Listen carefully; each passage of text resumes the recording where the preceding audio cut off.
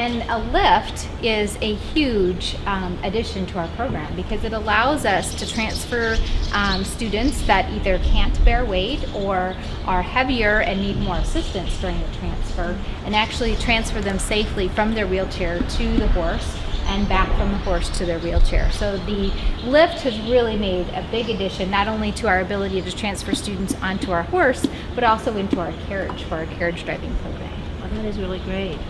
What ages of people are you thinking that you can work with to use the lift? Is this opening up any doors for people who couldn't ride before? I definitely think it opens up the door to more more of the adult population, because a lot of times are individuals with maybe a spinal cord injury or an adult that just needs more assistance with their transfer.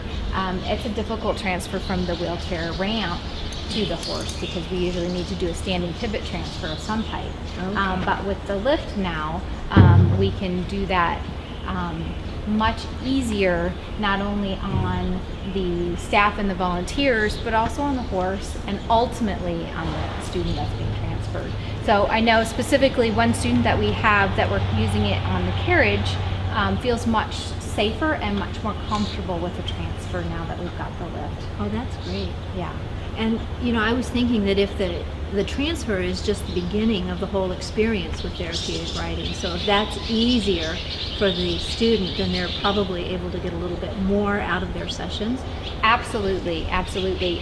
When you're transferring a student and if they start to get tense about the transfer and they increase their tone in their body, it takes longer for that to relax and for them to benefit from the activity that they're doing on the horse. On the horse.